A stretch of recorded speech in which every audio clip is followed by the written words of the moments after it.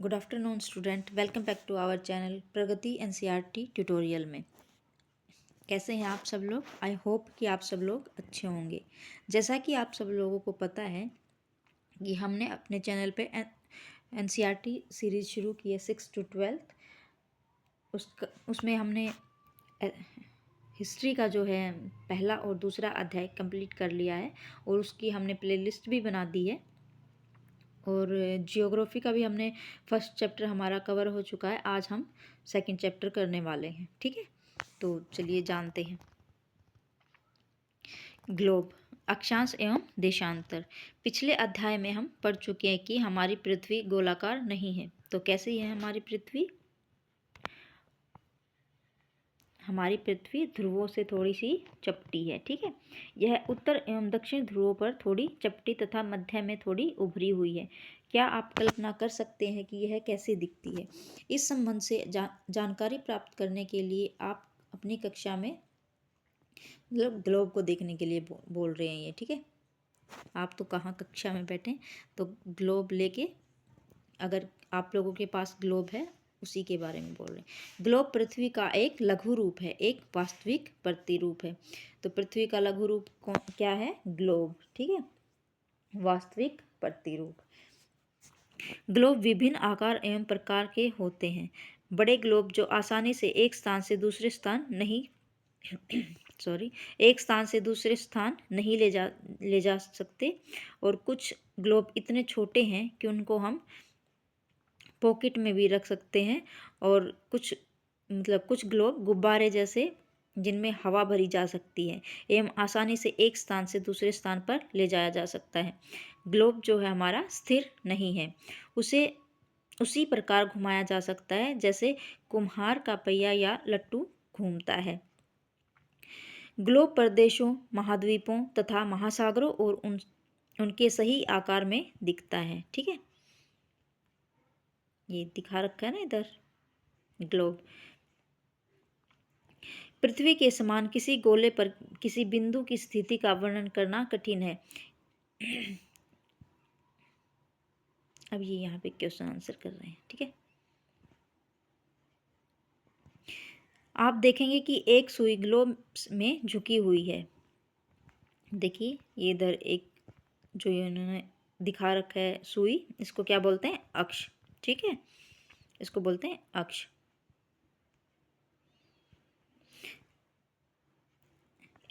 एक सुई ग्लोब में झुकी हुई अवस्था में स्थित होती है, जिसे क्या कहते हैं? अक्ष कहा जाता है। ग्लोब पर वे दो बिंदु जिनसे होकर यह सुई गुजरती है उत्तर तथा दक्षिण ध्रुव है। देखिए इधर जो ये इधर से गुजर रही है ना, ये वाला नॉर्थ और ये वाला साउथ, इसको बोलते हैं उत्तर और दक्षिण। ठीक है,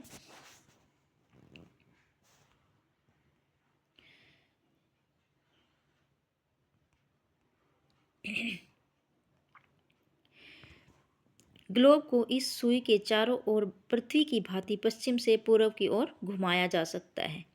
ठीक है, कैसे घूमती है हमारी पृथ्वी? पश्चिम से पूर्व की ओर। देखिए ये क्वेश्चन ऐसे के ऐसे उसमें मतलब सीटेट में जो जुलाई वाला था, 2024 में जुलाई वाला सीटेट था, उसमें ये आया हुआ था कि हमारी पृथ्वी कैसे घूर्णन करती है, कैसे घूमती है पश्चिम से पूर्व की ओर। लेकिन याद रखें, इन दोनों में एक अंतर है। पृथ्वी के अंदर जो है वास्तव में ऐसी कोई भी सुई नहीं है, जैसे इन्होंने ग्लोब में दिखा रखी है ऐसी पृथ्वी के अंदर कोई भी सुई नहीं है। यह अपने अक्ष पर चारों ओर घूमती है, जो एक काल्पनिक रेखा है। ठीक है,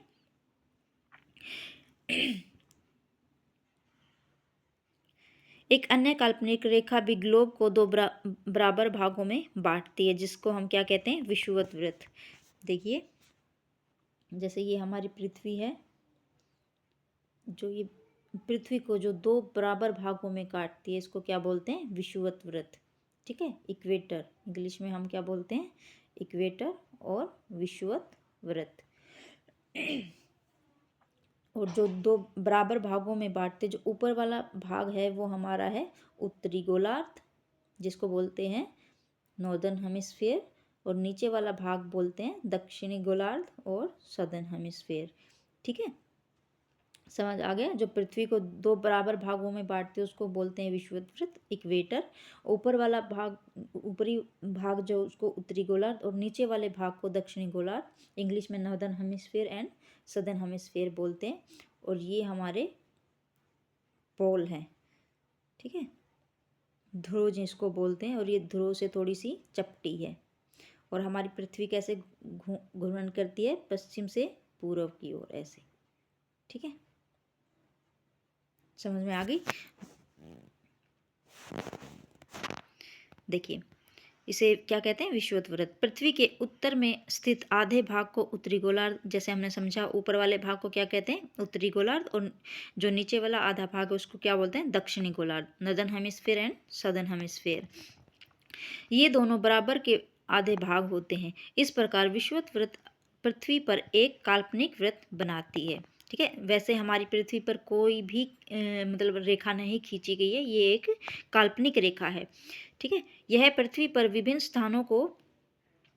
स्थानों की स्थिति बताने का सबसे महत्वपूर्ण संदर्भ बिंदु है। ठीक है, विषुवत वृत्त से ध्रुवों तक स्थित सभी समानांतर वृत्तों को अक्षांश रेखाएं कहा जाता है। अक्षांशों को अंश में मापा जाता है। ठीक है, देखिए जैसे मैंने बताया कि हमारी पृथ्वी है, इसको दो बराबर भागों में क्या काटती है, इक्वेटर, जिसको क्या कहते हैं, विषुवत वृत्त। ये देखिए, साथ साथ कमेंट करते रहिएगा। जो पृथ्वी को दो बराबर भागों में काटते हैं उसको क्या कहते हैं, विषुवत वृत्त। ठीक है, और ऊपर वाले जो भाग है उसको क्या कहते हैं, उत्तरी गोलार्ध, नीचे वाले भाग को दक्षिणी गोलार्ध, नॉर्दर्न हेमिस्फीयर और सदर्न हेमिस्फीयर। और जो इसको काटती है इसको क्या कहते हैं, इक्वेटर। और जो इसके समानांतर पैरेलल जो लाइनें चलती हैं इसको क्या कहते हैं हम, अक्षांश रेखाएं। ठीक है, इसको क्या बोलेंगे, अक्षांश रेखाएं। ठीक है, ये है हमारी अक्षांश रेखाएं। ऊपर वाली उत्तरी गोलार्ध की अक्षांश रेखाएं, नीचे वाली दक्षिणी गोलार्ध की अक्षांश रेखाएं। ठीक है, और इन दोनों जो मतलब एक दो अक्षांश रेखाओं के बीच की जो दूरी होती है ना, ये वाली, तो ये कितनी होती है, 111 किलोमीटर। ठीक है, कितनी होती है, 111 किलोमीटर। समझ में आ गया ना। जो पृथ्वी को दो बराबर भागों में बांटती है उस काल्पनिक रेखा को क्या कहते हैं, विषुवत वृत्त, इक्वेटर लाइन। ठीक है, ऊपर वाले भाग को उत्तरी गोलार्ध, नीचे वाले भाग को दक्षिणी गोलार्ध, इंग्लिश में northern hemisphere and southern hemisphere. और जो इनकी पैरेलल जो लाइन चलती हैं उनको अक्षांश रेखाएं कहते हैं। और दो अक्षांश रेखाओं के बीच की दूरी जो होती है 111 किलोमीटर की होती है। ठीक है, और पृथ्वी जो है पश्चिम से पूर्व की ओर घूमती है। ठीक है, ऐसे ऐसे घूमती है। ठीक है, और ये ध्रुवों से चपटी होती है। चलिए देखिए, ये दोनों ये तो इतना हो गया अक्षांश रेखाएं। ठीक है, विषुवत वृत्त शून्य अंश अक्षांश को दर्शाती है, क्योंकि विषुवत वृत्त से दोनों तरफ ध्रुवों के बीच की दूरी पृथ्वी के चारों ओर एक वृत्त का 1/4 है। अतः इसका माप 360 डिग्री का मतलब 1/4 यानी 90 अंश। इस प्रकार 90 डिग्री उत्तरी अक्षांश एवं उत्तर ध्रुव को दर्शाता है और 90 डिग्री दक्षिणी अक्षांश दक्षिणी ध्रुव को दर्शाता है। ठीक है, इधर जैसे यहाँ से लगा लो, ये 90 डिग्री है, ये उत्तरी, एक सेकंड, ये इधर उत्तरी गोलार्ध और दक्षिणी गोलार्ध 90 डिग्री। ठीक है,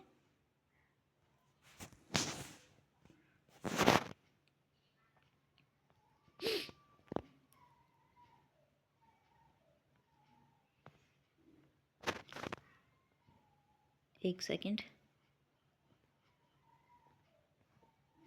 इस प्रकार विषुवत वृत्त के उत्तर को सभी समानांतर रेखाओं को उत्तरी अक्षांश कहा जाता है और विषुवत वृत्त के दक्षिणी स्थित सभी समांतर रेखाओं को दक्षिणी अक्षांश कहा। जैसे मैंने आपको समझाया था, जो मतलब उत्तर में जो लाइनें खींची जो उत्तर में लाइनें खींची जाती हैं, समानांतर लाइनें, उनको अक्षांश रेखाएं कहते हैं, उत्तरी अक्षांश कहते हैं। और जो दक्षिण में लाइनें खींची जाती हैं समानांतर, उनको दक्षिणी अक्षांश कहा जाता है। ठीक है। इसलिए प्रत्येक अक्षांश के मान के साथ उसकी दिशा यानी उत्तर या दक्षिण को लिखा जाता है। जैसे उत्तर की, जब हम उत्तर दिशा लिखते हैं तो उ का प्रयोग करते हैं, और दक्षिण दिशा लिखते हैं तो द का प्रयोग करते हैं। ठीक है। तो ये इधर समझाया गया है कि महाराष्ट्र में जो चंद्रपुर एवं ब्राज़ील, दक्षिण अमेरिका में है जो बेलो हॉरिज़ॉन्टे, दोनों एक ही अक्षांश 20 डिग्री पर स्थित है, लेकिन चंद्रपुर विषुवत वृत्त के 20 डिग्री उत्तर में स्थित है और जो हॉरिज़ॉन्टे है वो है 20 डिग्री दक्षिण में। एक ऊपर की तरफ है 20 डिग्री नॉर्दर्न हेमिस्फीयर में, और एक नीचे की तरफ है 20 डिग्री दक्षिण नॉर्दर्न हेमिस्फीयर में। इसलिए हम कहते हैं कि चंद्रपुर 20 डिग्री उत्तर अक्षांश पर तथा बेलो हॉरिज़ॉन्टे 20 डिग्री दक्षिणी पर स्थित है। ठीक है। तो देखिए, ये इधर से चलते हैं। ठीक है। विषुवत वृत्त जो 0 डिग्री पे होता है। ठीक है। जो देखिए इधर दिखाया गया है विषुवत वृत्त, तो विषुवत वृत्त कहाँ है? 0 डिग्री। ठीक है। और उसके ठीक ऊपर 23.5 डिग्री पे कर्क रेखा होती है। 23.5 डिग्री पे कर्क रेखा, ये वाली। और 23.5 डिग्री दक्षिण में होती है, जो होती है वो मकर रेखा। 23.5 डिग्री उत्तरी गोलार्ध में होती है कर्क रेखा, और 23.5 डिग्री दक्षिणी गोलार्ध में होती है पर स्थित क्या है? मकर रेखा। ठीक है।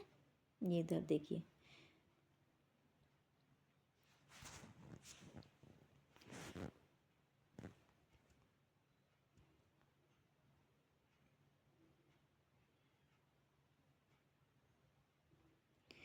विषुवत वृत्त के 66.5 उत्तर में उत्तर ध्रुवव्रत और विषुवत रेखा के 66.5 डिग्री दक्षिण में दक्षिणी ध्रुवव्रत। देखिए इधर दिखाया गया है।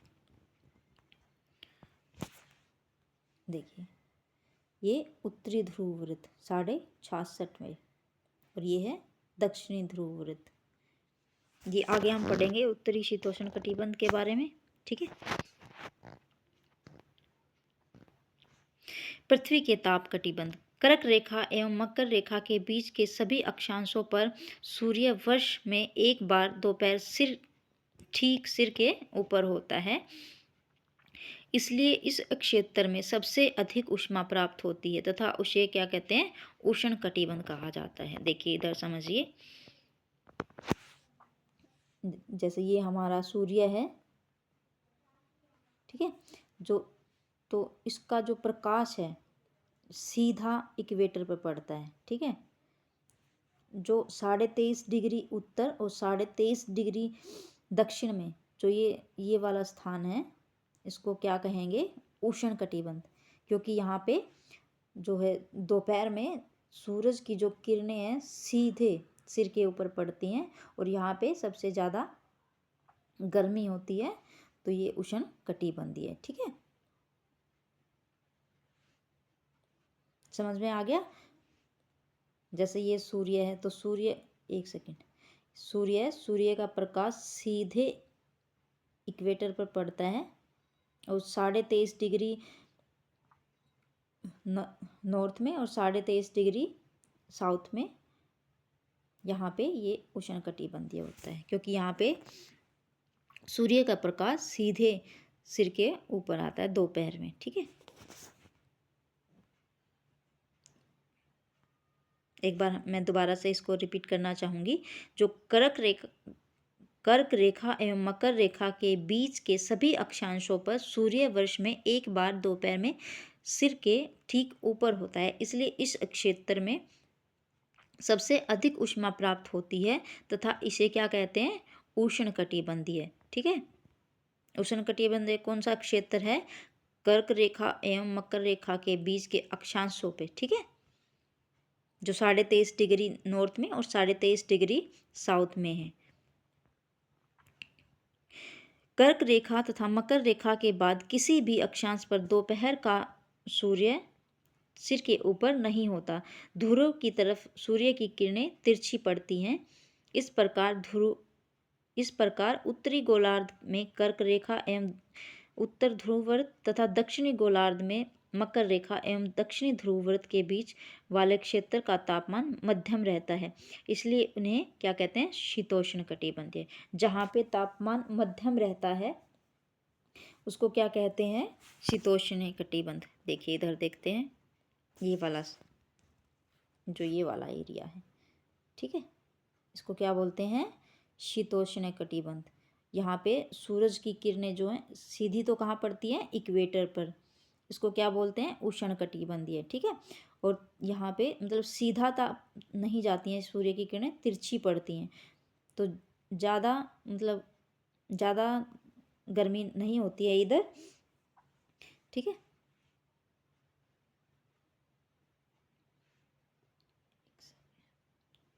ठीक है, यहाँ पे ज़्यादा गर्मी नहीं होती, ज़्यादा किरणें मतलब सूरज की सीधी नहीं जाती हैं, इक्वेटर पर सीधी पड़ती हैं, वहाँ पे गर्मी ज़्यादा होती है, उष्णकटिबंधीय बोलते हैं।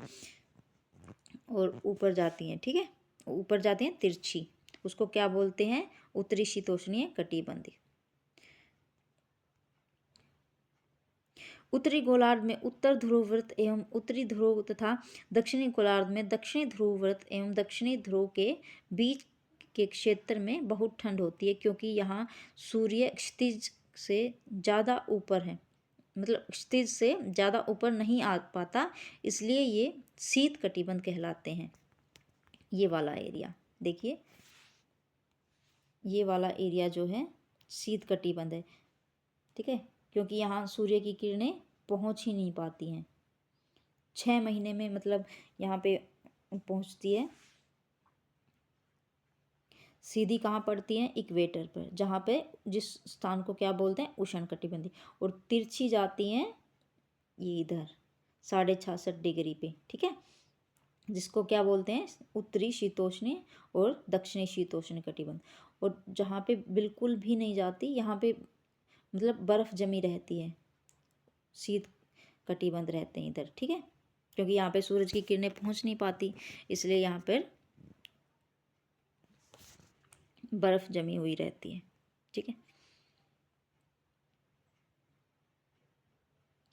देशांतर क्या है? किसी स्थान की स्थिति को बताने के लिए उस स्थान के अक्षांश के अतिरिक्त कुछ और जानकारी की आवश्यकता भी होती है। आप देख सकते हैं कि प्रशांत महासागर में स्थित टोंगा द्वीप एवं हिंद महासागर में स्थित मॉरिशस द्वीप एक ही अक्षांश 20 डिग्री दक्षिण पर स्थित है। उनकी यही स्थिति जानने के लिए यह पता करना होगा कि उत्तरी ध्रुव को दक्षिणी ध्रुव से जोड़ने वाली संदर्भ रेखा से पूर्व या पश्चिम की ओर इन स्थानों की दूरी कितनी है। इन संदर्भ रेखाओं को देशांतरीय यामोत्तर कहते हैं, ठीक है। ये देखिए,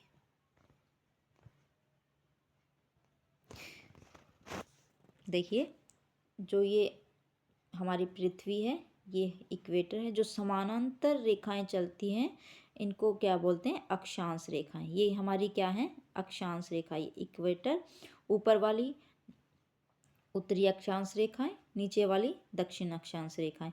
और जो ये हमारी सीधी रेखाएं होती हैं खड़ी हुई, ठीक है, लंबी रेखाएं, इनको क्या इंग्लिश में क्या बोलते हैं? लॉन्गिट्यूड, ठीक है, मतलब ऐसे हम याद रख सकते हैं, जो खड़ी रेखा है उनको लॉन्गिट्यूड, और जो ये देशांतर लेटी हुई रेखा है ऐसी, इनको क्या बोलेंगे? लैटिट्यूड, ठीक है। खड़ी हुई लॉन्गिट्यूड, ये खड़ी हैं, लंबी हैं, और जो लेटी हुई हैं उनको लैटिट्यूड। जो लेटिट्यूड हैं ये अक्षांश रेखाएं हैं, और जो खड़ी हुई हैं ये है क्या है? देशांतर रेखाएं, ठीक है।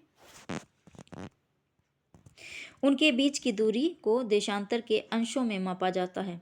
प्रत्येक अंश को मिनट में तथा मिनट को सेकंड में विभाजित किया जाता है। ये अर्धवृत्त है। तथा उनके बीच की दूरी ध्रुवों की तरफ बढ़ने पर घटती है एवं ध्रुवों पर शून्य हो जाती है, जहाँ जहाँ सभी देशांतरी यामोत्तर आपस में आकर मिलती हैं। देखिए इधर दिखाया गया है ना, ऊपर दिखाते हैं, इधर देखिए, जैसे ये इधर से तो इनके बीच में काफ़ी गैप है और ये जो ध्रुवों पर जाकर मिल जाती हैं और यहाँ पे इनका जो गैप है वो बहुत ही कम रह जाता है। ठीक है ना, समझ में आया? बीच से तो इनका गैप बहुत ज़्यादा होता है और जैसे जैसे ये ऊपर की तरफ बढ़ती हैं सारी, ऊपर जाके इनका गैप कम होता जाता है ऐसे। ठीक है,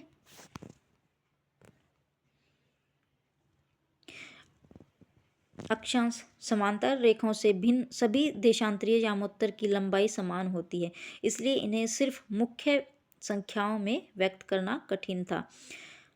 तब सभी देशों ने निश्चय किया कि ग्रीनविच नहीं है ये, ग्रीनविच जहाँ ब्रिटिश राजकीय वेधशाला स्थित है, से गुजरने वाली यामोत्तर से पूर्व और पश्चिम की ओर गिनती शुरू की जाए। इस यामोत्तर को प्रमुख यामोत्तर भी कहते हैं। प्रमुख यामोत्तर कौन सी है? 0 डिग्री देशांतर। जो 0 डिग्री देशांतर है, ये वाली लाइन है, 0 डिग्री देशांतर को हम प्रमुख यामोत्तर भी कहते हैं, जिसे ग्रीनविच टाइम भी से मतलब इसी से मतलब देखते हैं ग्रीनविच टाइम। ठीक है, 0 डिग्री देशांतर को प्रमुख यामोत्तर कहते हैं। ठीक है, जो देशांतर को 2 बराबर भागों में बांटती है, जिसको प्रदीप्ति वृत्त भी कहा जाता है। ठीक है, तो चलिए, इसका मान 0 डिग्री देशांतर है तथा यहाँ से हम 180 डिग्री पूर्व तथा 180 डिग्री पश्चिम तक की गणना करते हैं। ठीक है, देखिए इधर 180 डिग्री इधर पूर्व में जाती हैं, 180 डिग्री और 180 डिग्री इधर पश्चिम में जाती हैं। ठीक है, वेस्ट ईस्ट। और जो ये देशांतर की जो बीच की रेखा होती है, इसको क्या बोलते हैं? प्रमुख यामोत्तर, जो होती है 0 डिग्री। ठीक है, 0 डिग्री को क्या बोलते हैं? प्रमुख यामोत्तर। देखिए, मैं जो आपको बार बार रिपीट कर रही हूँ, ये बहुत ही इम्पोर्टेंट हो जाता है आपके लिए, क्योंकि एनसीईआरटी ने बिल्कुल एज इट इज़ ऐसे के ऐसे, जो कहते हैं ना कि इस एनसीईआरटी में से नहीं आते हैं क्वेश्चन आंसर, जब मैं आपको आपकी जो प्रीवियस ईयर्स के क्वेश्चन पेपर हैं वो आपको मैं करवाऊंगी, तो उसमें मैं आपको दिखाऊंगी कि कैसे एज इट इज़ लाइन उठा के, मतलब इतने बड़े बड़े पैराग्राफ दे देते हैं, फिर नीचे ऑप्शन इतने बड़े बड़े होते हैं, एज इट इज़ बुक से ही उठा के उन्होंने पूरा, मतलब सीटेट में तो एनसीईआरटी से ही पूछा जाता है। ठीक है, और सिर्फ प्रीवियस ईयर्स के क्वेश्चन पेपर करने से या ऐसे मतलब छोटी छोटी वीडियो देखने से किसी का भी मतलब पेपर क्लियर नहीं होगा। ठीक है, आप मानिए इस बात को, और आप अच्छे से अगर एनसीईआरटी को कवर करके जाएंगे 2 बार 3 बार, आप इस चीज़ को रिवीजन करो, जितना आप रिवीजन करोगे उतना आपके लिए अच्छा होगा, क्योंकि रिवीजन बहुत ही अच्छा मंत्र होता है। ठीक है, तो इसको मैं आपको बार बार रिपीट करवा रही हूँ, ये चीज़ें बहुत ही इंपॉर्टेंट हो जाती हैं आपके लिए। ठीक है, तो चलिए देखते हैं। तो मैंने क्या बताया, जो 0 डिग्री देशांतर है वो क्या है? प्रमुख यामोत्तर है। ठीक है, तो चलिए आगे देखते हैं, कहाँ थे हम? इधर 180 डिग्री यामोत्तर मिलकर पृथ्वी को 2 समान भागों पूर्वी गोलार्ध एवं पश्चिमी गोलार्ध में विभक्त करती है। इसलिए किसी स्थान के देशांतर के आगे पूर्व के लिए अक्षर पु तथा पश्चिम के लिए अक्षर प का प्रयोग होता है। ठीक है, उपयोग करते हैं हम। यह जानना रोचक होगा कि 180 डिग्री पूर्व और 180 डिग्री पश्चिम यामोत्तर एक ही रेखा पर स्थित है। अब ग्लोब पर अक्षांश समानांतर रेखाओं एवं देशांतरी यामोत्तर के द्वारा बनी ग्रिड को देखो। ठीक है, अगर आपको किसी स्थान के अक्षांश एवं देशांतर की सही जानकारी हो तो ग्लोब पर आप उस स्थान का पता आसानी से लगा सकते हैं। ठीक है, उदाहरण के लिए असम में धुबरी 26 डिग्री उत्तर अक्षांश एवं 90 डिग्री पूर्व देशांतर पर स्थित है। ये बाद में देखते हैं इसको, ठीक है।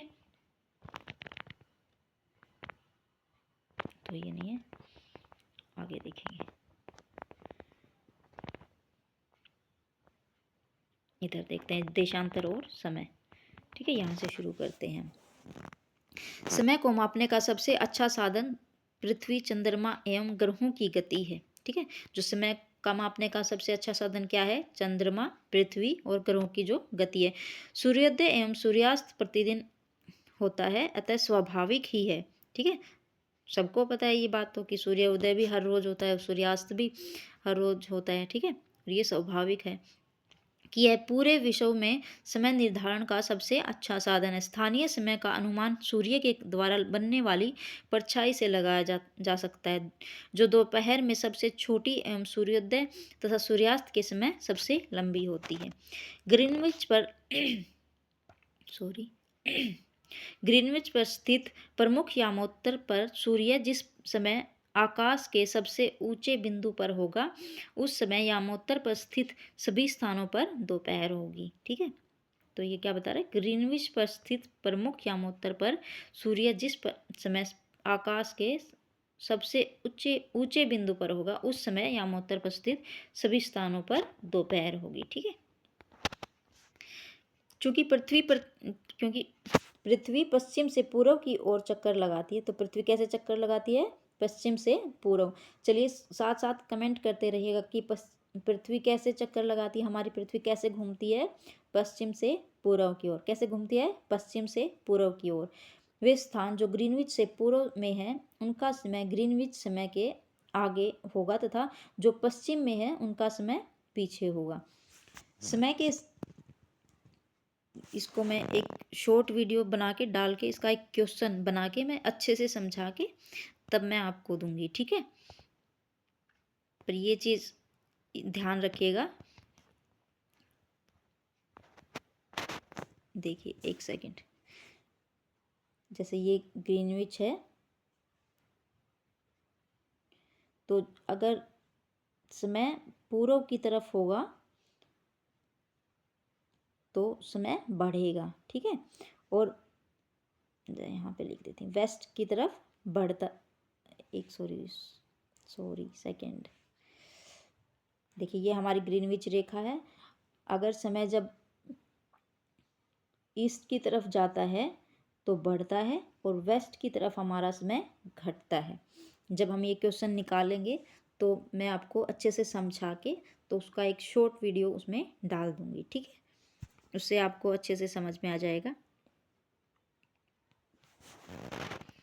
चलिए उसको एक बार पढ़ लेते हैं। समय के अंतर की दर की गणना निम्नलिखित विधि से की जा सकती है। पृथ्वी लगभग 24 घंटे में अपने अक्ष पर 360 डिग्री घूम जाती है। तो पृथ्वी 24 घंटे में कितने डिग्री घूमती है? 360 डिग्री। पृथ्वी कितने 24 घंटे में अपने अक्ष पर कितनी घूमती है? 360 डिग्री। और 1 घंटे में 15 डिग्री एवं 4 मिनट। एक सेकंड, 1 घंटे में 15 डिग्री घूमती है और 4 मिनट में 1 डिग्री घूमती है। इस प्रकार जब ग्रीनविच में दोपहर के 12 बजते हैं, तब ग्रीनविच से 15 डिग्री पूर्व में समय होगा 15 गुना 4। ये मैं समझा दूंगी, ऐसे समझ नहीं आएगा, ठीक है। पढ़ने का क्या फ़ायदा है ऐसे। चलिए, किसी भी स्थान पर जब सूर्य आकाश में अपने उच्चतम बिंदु पर होता है दोपहर में, उस समय घड़ी में दिन के 12 बजते हैं, ठीक है। क्या बता रहे हैं? किसी भी स्थान पर जब सूर्य आकाश में अपने उच्चतम बिंदु पर होता है तो उस समय घड़ी में क्या बजते हैं? 12 बजते हैं। कहते हैं ना, जब मतलब दोपहर का समय होता है कि 12 बज गए हैं, सूर्य मतलब बिल्कुल सिर के ऊपर है। इस प्रकार घड़ी के द्वारा दिखाया गया उस समय उस स्थान का स्थानीय समय होगा। आप देख सकते हैं कि दिए गए देशांतर यामोत्तर पर सभी स्थानों का स्थानीय समय समान है। चलिए देखते हैं आगे। हम मानक समय क्यों मानते हैं, ठीक है, इसके बारे में जानेंगे। मानक समय हम क्यों मानते हैं? अलग अलग यामोत्तर पर स्थित स्थानों के स्थानीय समय में अंतर होता है।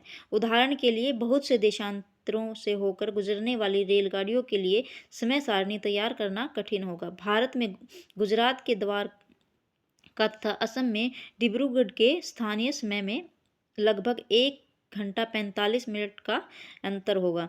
इसलिए यह आवश्यक है कि देश के मध्य भाग से होकर गुजरने वाली किसी यामोत्तर के स्थानीय समय को देश का मानक समय माना जाए। इस यामोत्तर रेखा के स्थानीय समय को पूरे देश का मानक समय माना जाता है। भारत में 82.5 डिग्री को मानक यामोत्तर माना गया है। ये भी इम्पोर्टेंट है आपके लिए, ठीक है। भारत में मानक यामोत्तर कौन सा समय माना, मतलब भारत में 82.5 डिग्री जो पूरा है उसको क्या माना गया है, यामोत्तर, ठीक है। हमारा भारत का मानक समय क्या है, 82.5 डिग्री पूर्व, ये दिखाया गया है, ठीक है। ये आया हुआ है क्वेश्चन है ना, इसको याद रखिएगा। कॉपी में भी अपना साथ साथ नोट्स मतलब नोट करते रहिएगा कि मानक यामोत्तर क्या है, कब माना जाता है, 82.5 डिग्री पूर्व को, ठीक है। यामोत्तर के स्थानीय समय को पूरे देश का मानक समय माना जाता है। इसे भारतीय मानक समय के नाम से भी जाना जाता है। तो भारतीय मानक समय कौन सा है, 82.5 डिग्री पूर्व। कबीर भोपाल के निकट एक छोटे से नगर में रहता है। वह अपने मित्र आलोक से कहता है कि वे लोग आज रात्रि में नहीं सो पाएंगे। भारत और इंग्लैंड के बीच एक क्रिकेट मैच लंदन में, ये क्या है, ठीक है। ये भी एक मतलब एक सम है, क्वेश्चन है। इसको भी मतलब एक शॉर्ट्स वीडियो के जरिए मैं इसको डाल दूंगी, ठीक है। पर चलिए एक बार पढ़ लेते हैं। इंग्लैंड के बीच एक क्रिकेट मैच लंदन में 2 बजे अपराह्न में शुरू होगा, अर्थात भारत के समयानुसार मैच शाम के 7:30 बजे शुरू होगा, देर रात्रि में समाप्त होगा। क्या आप जानते हैं कि भारत एवं इंग्लैंड के बीच में क्या अंतर होगा? तो इसको मैं एक वीडियो बना के डाल दूंगी, ठीक है। तो गाइस आज के लिए इतना ही। ये जो हमारा अध्याय है, ठीक है, ये समाप्त होता है। तो ये कौन सा अध्याय था हमारा, ग्लोब के बारे में हमने जाना, देशांतर और अक्षांश रेखाओं के बारे में हमने जाना, हमने पृथ्वी के बारे में हमने जाना, पृथ्वी का सही आकार क्या है, ये ध्रुवों से थोड़ी चपटी है। और ग्लोब क्या है, चलिए बताइए ग्लोब क्या है। साथ साथ कमेंट करते रहिएगा कि इससे मतलब हमारी जो है प्रैक्टिस भी साथ साथ चलती रहेगी, ठीक है। तो पृथ्वी का सही आकार क्या है, ये ध्रुवों से चपटी है, ठीक है। और ग्लोब क्या है, पृथ्वी का वास्तविक रूप, प्रतिरूप, ठीक है। कर्क रेखा का अक्षांशीय मान क्या है, बताइए जरा, जल्दी जल्दी फटाफट बताइए। जो 1 सेकेंड बताइए। ये पृथ्वी है हमारी, जो कर्क रेखा है, पहले ये बताइए इसका अक्षांशीय मान कितना है और कहाँ पे है वो। ये जो हमारी पृथ्वी को बीच से काटती है, बराबर 2 भागों में काटती है, उसको क्या बोलते हैं, इक्वेटर। ऊपर वाले भाग को नॉर्दर्न हेमिस्फेयर मतलब उत्तरी गोलार्ध, नीचे वाले भाग को सदर्न हेमिस्फेयर मतलब दक्षिणी गोलार्ध। और कर्क रेखा का अक्षांशीय मान कितना होता है, 23.5 डिग्री, ठीक है। कितना होता है, 23.5 डिग्री, ठीक है। 23.5 डिग्री कर्क रेखा और 23.5 डिग्री नॉर्थ में, दक्षिण में 23.5 डिग्री मकर रेखा, ठीक है। ऐसे कर लेते हैं, 23.5 डिग्री मकर रेखा, ठीक है। समझ में आ गया। देखिए आगे देखिए, पृथ्वी के 3 ताप कटिबंध बताइए, जल्दी जल्दी बताइए। इसका कमेंट आप कमेंट बॉक्स में करिए कि पृथ्वी के जो 3 ताप कटिबंधीय है कौन कौन से हैं, देखते हैं किस किस को याद है। और ये भी बताइए अक्षांश एवं देशांतर रेखाएं क्या होती हैं, ये आपके लिए होमवर्क है, इसको करके आना, ठीक है। तो चलिए आज के लिए इतना ही समाप्त होता है, ठीक है। मिलते हैं नेक्स्ट वीडियो में, ठीक है।